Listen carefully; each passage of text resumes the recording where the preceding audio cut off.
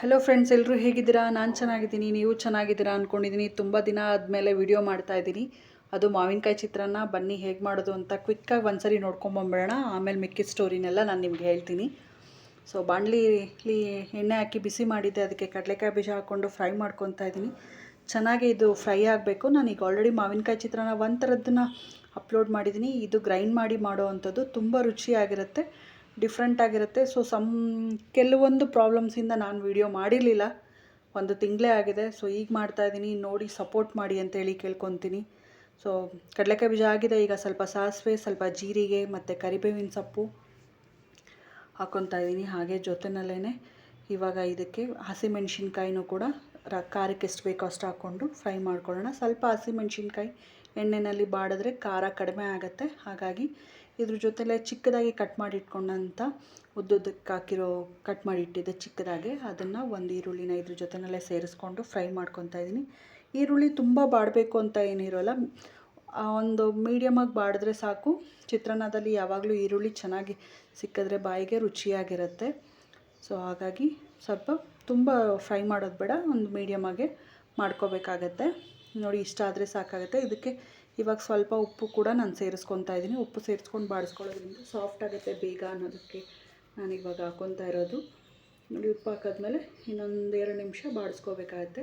ಇವಾಗ ನಾನಿಲ್ಲಿಗೆ ಮಾವಿನಕಾಯಿ ತುರಿದ್ಬಿಟ್ಟು ಪೇಸ್ಟ್ ಮಾಡ್ಕೊಂಡಿದ್ದೆ, ಅದನ್ನು ಇದ್ರ ಜೊತೆಯಲ್ಲೇ ಸೇರಿಸ್ಕೊತಾ ಇದ್ದೀನಿ. ಮಾವಿನಕಾಯಿ ಪೇಸ್ಟ್ ಹಾಕೋದ್ರಿಂದ ರುಚಿ ಇನ್ನೂ ಡಿಫ್ರೆಂಟಾಗಿ ಸಿಗುತ್ತೆ, ಚೆನ್ನಾಗಿರುತ್ತೆ, ಬಾಯಿ ಕೂಡ ರುಚಿಯಾಗುತ್ತೆ. ಹಾಗಾಗಿ ನೋಡಿ, ಇವಾಗ ಸ್ವಲ್ಪ ಹಸಿ ವಾಸನೆ ಹೋಗೋವರೆಗೂ ಸಿಮ್ಮಲ್ಲಿ ಇಟ್ಕೊಂಡು ನಾವು ಇದನ್ನು ಹುರ್ಕೋಬೇಕಾಗತ್ತೆ. ಹುಳಿ ಎಲ್ಲ ಉಪ್ಪು ಮತ್ತು ಹುಳಿ ಈರುಳ್ಳಿಗೂ ಇಟ್ಕೊಳ್ಳಿ ಅಂತ ಹೇಳಿ ಚೆನ್ನಾಗಿರುತ್ತೆ. ಮತ್ತು ಈ ಥರ ಗೊಜ್ಜು ಮಾಡಿ ನಾವು ಫ್ರಿಡ್ಜಲ್ಲಿ ಕೂಡ ಒಂದು ವಾರದಗಟ್ಟಲೆ ಇಟ್ಕೋಬೋದು, ಏನೂ ಹಾಳಾಗೋದಿಲ್ಲ. ನೋಡಿ, ಈ ರೀತಿ ನಾವು ಹುರ್ಕೋಬೇಕಾಗತ್ತೆ. ತುಂಬ ಸಿಂಪಲ್ಲಾಗಿ ಮಾಡ್ಕೊಳ್ಳೋ ಅಂಥದ್ದು ಚಿತ್ರಾನ್ನದ ಈ ಮಾವಿನಕಾಯಿ ಚಿತ್ರಾನ್ನ. ಈಗ ಆಗಿರೋದು ಸಾಕು. ಇದಕ್ಕೆ ನಾನು ಸ್ವಲ್ಪ ಅರಿಶಿನ ಕೂಡ ಸೇರಿಸ್ಕೊತಾ ಇದ್ದೀನಿ. ಕಲರ್ಗೆ ಎಷ್ಟು ಬೇಕೋ ಒಂದಷ್ಟು ಚಿಟಿಕೆ ಅಷ್ಟು, ಚೂರು ಜಾಸ್ತಿ ಆದರೂ ಹಾಕ್ಕೊಂಡ್ರೂ ನಡೆಯುತ್ತೆ. ಹಾಗೆ 1 ಕಪ್ಪಷ್ಟು ಇಲ್ಲಿ 2 ಟೇಬಲ್ ಸ್ಪೂನ್, 1 ಕಪ್ ಅಂತಂದರೆ ತೆಂಗಿನಕಾಯಿ ತುರಿ ಕೂಡ ಸೇರಿಸ್ಕೊತಾ ಇದ್ದೀನಿ. ತೆಂಗಿನಕಾಯಿ ತುರಿ ಹಾಕಿದಷ್ಟು ಇದು ರುಚಿಯಾಗಿರುತ್ತೆ ಮಾವಿನಕಾಯಿ ಚಿತ್ರಾನ್ನ. ನೋಡಿ, ಈಗೆಲ್ಲ ಮಿಕ್ಸ್ ಮಾಡ್ಕೊಳ್ಳೋಣ. ನಾವು ಎಣ್ಣೆ ಕೂಡ ಕಡಿಮೆ ಹಾಕಿನೇ ಮಾಡಿರೋದು, ತುಂಬ ರುಚಿಯಾಗಿರುತ್ತೆ. ನೋಡಿ, ತುಂಬ ಎಣ್ಣೆ ಬೇಕು ಅಂತಲೂ ಏನೂ ಇಲ್ಲ ಇದಕ್ಕೆ, ನೋಡಿದ್ರಲ್ಲ, ಇಷ್ಟಾದರೂ ಸಾಕಾಗತ್ತೆ. ನೋಡಿ ಎಷ್ಟು ಚೆನ್ನಾಗಿ ಘಮ ಅಂತ ಇದೆ, ಚೆನ್ನಾಗಿ ಬೆಂದಿದೆ. ಇವಾಗ ಇದಕ್ಕೆ ನಾನು ಮೊದಲೇ ಮಾಡಿಟ್ಕೊಂಡಂಥ ಅನ್ನ ಕೂಡ ಸೇರಿಸ್ಕೊತಾ ಇದ್ದೀನಿ.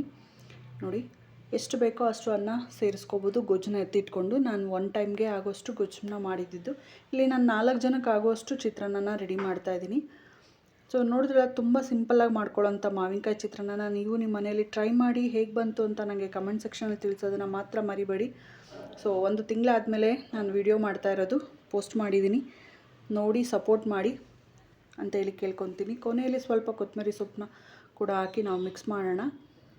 ಸೊ ನೋಡಿದ್ರಲ್ಲ, ಇಷ್ಟೇ ಮಾವಿನಕಾಯಿ ಚಿತ್ರಾನ್ನ ತುಂಬ ಸಿಂಪಲ್ಲಾಗಿ ಮಾಡ್ಕೊಳ್ಳೋ ಅಂಥದ್ದು, ತುಂಬ ರುಚಿಯಾಗಿರುತ್ತೆ. ಸೀಸನ್ ಇದ್ದಾಗ ನಾವು ಮಾವಿನಕಾಯಿ ಚಿತ್ರಾನ್ನ ಮಾಡ್ಕೊಳ್ಳೋದ್ರಿಂದ ಚೆನ್ನಾಗಿರುತ್ತೆ, ಸ್ಟೋರ್ ಮಾಡಿನೂ ಇಟ್ಕೋಬಹುದು. ಸೊ ಯಾರೆಲ್ಲ ಫಸ್ಟ್ ಟೈಮ್ ನನ್ನ ಚಾನಲ್ ನೋಡ್ತಾ ಇದ್ದೀರೋ ಸಬ್ಸ್ಕ್ರೈಬ್ ಮಾಡ್ಕೊಂಡು ನೋಡಿ ಅಂತೇಳಿ ಕೇಳ್ಕೊತೀನಿ. ಇಲ್ಲಿವರೆಗೂ ವಿಡಿಯೋ ನೋಡಿದ್ದಕ್ಕೆ ತುಂಬ ಹೃದಯದ ಧನ್ಯವಾದಗಳು ಫ್ರೆಂಡ್ಸ್.